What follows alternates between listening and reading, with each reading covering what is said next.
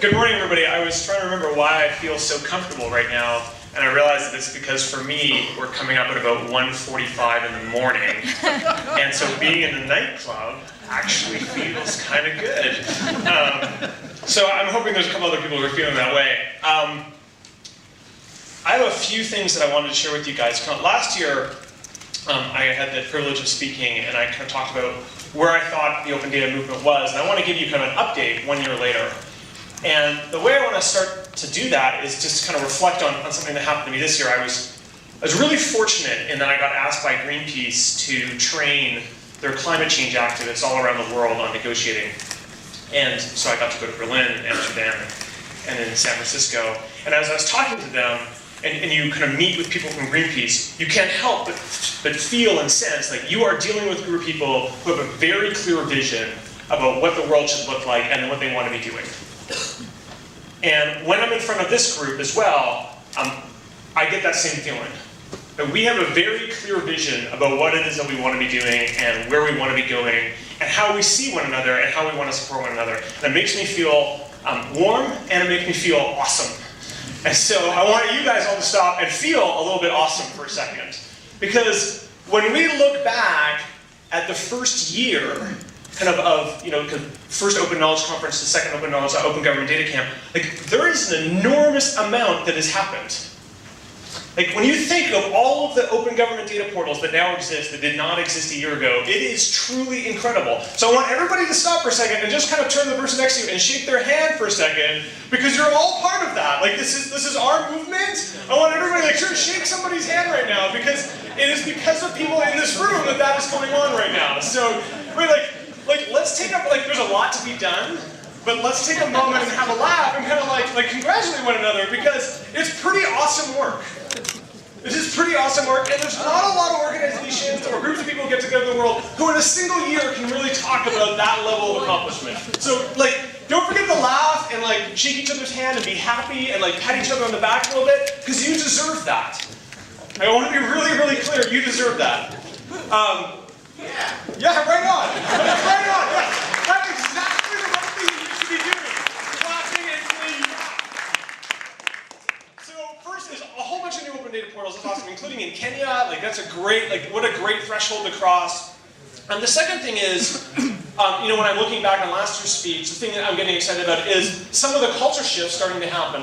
The very fact, whether you agree with everything that's going on within or not, the very fact that there's even something called the Open Government Partnership shows that there's an enormous amount of hunger and interest in the organizations that we have been trying to move for a long time to do something. Now, whether they get it right or whether they go some of the paths that we don't agree with, let's begin to fight those battles. But just the very fact that there is something like the Open Government Partnership, the very fact that all of you have kind of government officials who are calling you and saying, hey, we're starting to think about this open data thing, what does that mean and what do we do? That is itself an indication that there is a shift going on. And that is something that we should be enormously happy about. And there is an appetite, and more importantly, we're starting to inspire people to think and feel differently about this space. The third thing that gets me kind of excited is the continuing kind of growth and experimentation in this space. Where you get there's the guys at ScraperWiki, Google plays in this space, you've got new companies emerging like Socrata that's here, serving governments, you've got the continued evolution of the Open Knowledge Foundation's platform, companies like BuzzData. There are all these kind of companies and nonprofits that are emerging and are trying to figure this stuff out. And also community groups like Hacks and Hackers. What an awesome organization to have out there, Hacks and Hackers, trying to create digital citizens out of journalists. Trying to help them figure out what a world of data looks like and how they're going to engage in governance and how they're going to report when they have open data. And so I'm excited about that kind of explosion of experimentation. So those are the three things when I look on back last year that I think are exciting and interesting. But I want us to kind of look forward, and I want to kind of talk to you a little bit about what I think are some of the core challenges that are going to face us over the next year, and some of the things that I want you to be worried about, and to kind of make us serious and get us thinking about what our challenges are going to be and how we're going to try to tackle those. So I have three that come in mind, and the way I want to open that up is I want to remind everybody that we're at a really interesting and critical inflection point in the open data movement. We are in a period of transition. Like, if you think of the last 4 years, like when Rufus got up and said, when they first launched the Data Hub, there was like literally no data to put in it. And now that there are thousands and thousands of data sets that are in it, like, we're now at a point where people get it. That there's a growing number of governments that want to do this and understand it. And that's a really challenging place for a movement to be, because literally we have all been like protesters until now. Like, we have been the people who are like the annoying people, like the kind of crazy guy in the conference who kind of stands up and makes a demand, and everybody's like, oh my god, it's the open data person again. Like, you've been that kind of like the weird guy in the room, you know, like the advocate. And now all of a sudden, like, people want you on the inside. Like, they want you to be part of like the establishment. And that's a really hard transition for a lot of organizations and a lot of movements to make. And I want you to not shy away from that challenge and not shy away from that opportunity. We have, up until now, largely been kind of an angry protest movement. And we need to kind of hang on to the values and the ideals that got us and made us that. And at the same time, we need to grow and evolve in some very important ways. Because you cannot be a protest movement and still always be working with government and helping them change. We have a responsibility to help people change. And that means we have to be more than just angry and more than just making demands. We have a real maturity that we need to go through, and I want everybody in the room to be thinking about that challenge, both personally and what we're going to do, and as a movement. So with that transition, here are kind of like the 3 big challenges I see coming up. So the first is, well, we're living in a really exciting time. Like in a period of, like it's a scary time because like we're in the middle of institutional collapse. And you look at Occupy Wall Street, you look at the Tea Party, and you look at organizations around the world that are really worried. These are all people who look at the institutions that govern our society and are saying, we're not really sure they're viable anymore. And we are part of the solution to that problem. So my big concern is that as a movement, the open data movement, we get confused with being a compliance problem versus a platform problem. That governments will look at us and say, oh yeah, we do open data because a bunch of people asked us to do it, and so it's a little check mark that we do, and then that's it. No, the goal of open data is we need to make data a part of the architecture of government. So it's not just developers and hackers and journalists and you guys out there who build on open data, the government needs to be building on open data as well. So we need to make sure not just the governments do open data, but they make their open data a platform that not only the outside can build on, but the inside can build on. If we do not do that, my huge concern is that 5 years out from now, some government official is going to get elected and say, you know, we're in a lot of debt, and there's this open data portal, and there's a couple of people who use it, and it's kind of interesting, but at the end of the day, it doesn't really do that much, so we're just going to kill it. But this is a non-trivial threat that we face. So when you are working with governments, I want you to be thinking not just about, okay, do we do open data? I want you to be pushing them to have them rethink the entire way they conceive of their government and the way they share information with one another. Because it's not enough for us to do open data. It's not enough for there to be an open data portal. It's got to be a platform.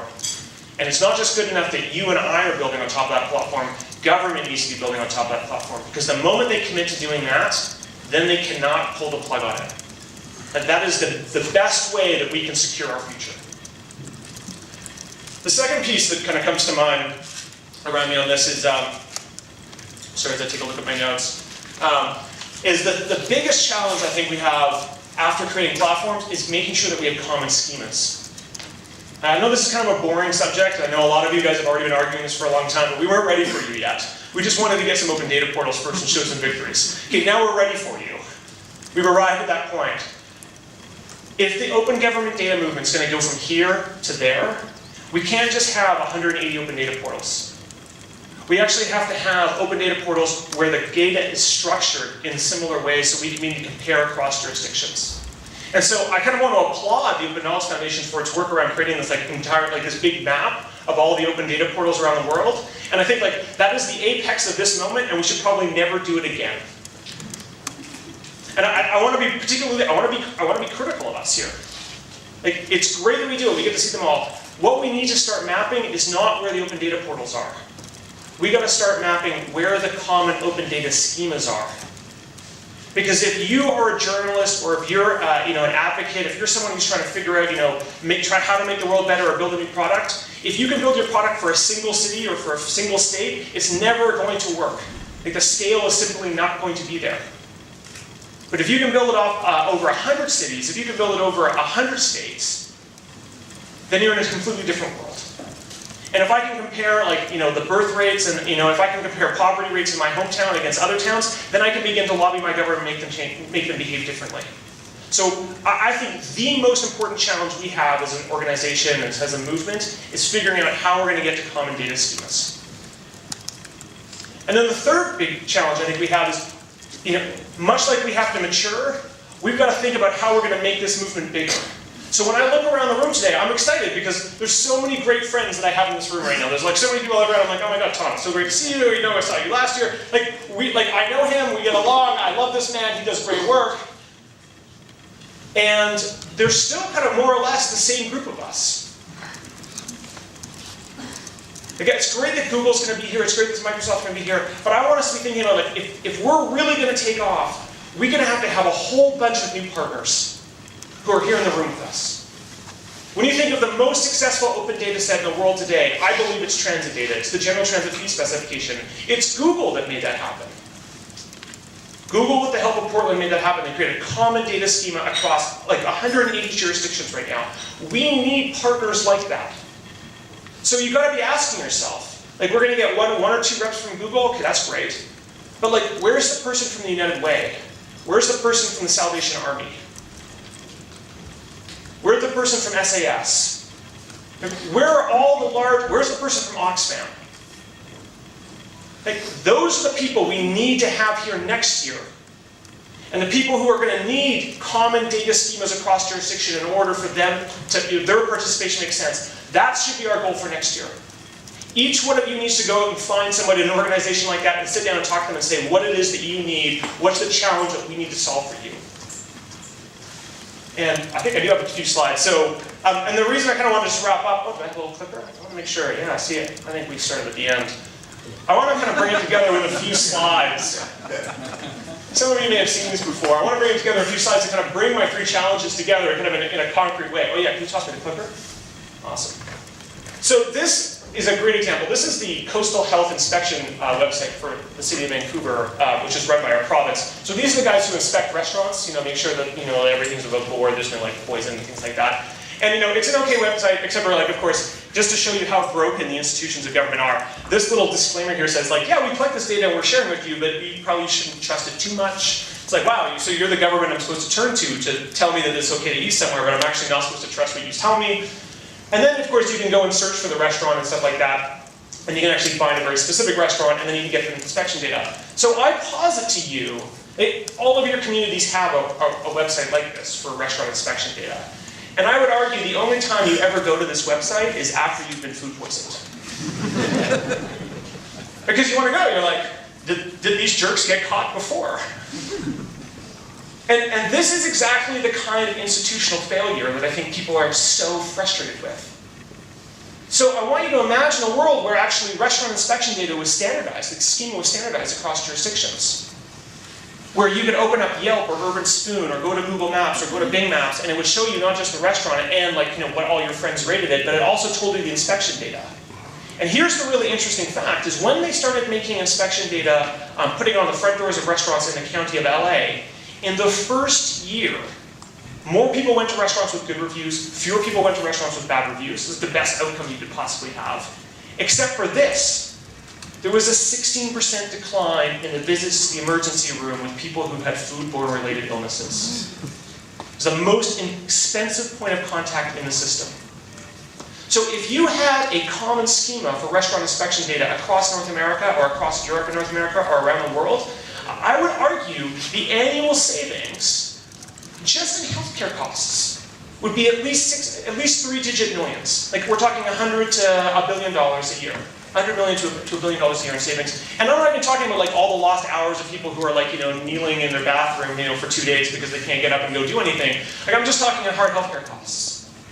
So this for me is the prime example of the way that we should tackle this problem. And this is one of my favorite little apps. So someone actually did scrape all the data in New York, and they have this wonderful little thing where you check into a restaurant, and if it has a bad review, they send you a little text message. So if you check it on Foursquare. But even this is too late, because once you're like sitting in the restaurant, like you may have already committed, right? Like we need to let people know beforehand, and the only way we do that is when we start standardizing the data. So kind of for me, like the central challenge for us is to figure out, okay, we know the government's got data, we know there's some citizen demand, and we know that there's business plans or NGOs out there, and our job is to identify what are the data sets that we think fit in that sweet spot. And that's where I think we should be prioritizing our resources at the moment. You know, what's the democracy data, what's the business data that people need that we know that there's demand for and that we know there's a business plan around. And then on top of that, once we start doing that, I think we can actually start shifting. You know, once we show that there's some business plans at work, more people innovate, try to come up with more business plans, we'll push that circle up. Government will realize it has more data it wants to share, and we'll push that circle in, and we'll just keep making that circle, that nexus part in the middle bigger and bigger and bigger. Like, I'm not saying this is the only way of doing it. It's one thought that I put in my mind. I'm like very open to pushback, but I want to challenge us all here. We have done amazing work in the last year, but we have big, big challenges ahead of us. We've got to make sure this stuff gets built as a platform, or we're going to be sunk in 5 years. We've got to make sure we start focusing on schemas across jurisdictions, or this stuff is never going to scale, and this movement's going to peter out. And we've got to start attracting newer, bigger players to kind of work with us, to become partners with us. Otherwise, the opportunity and the total possibilities of this movement are going to be completely shortchanged. Okay, so I'm going to stop there. Thank you very much, everybody.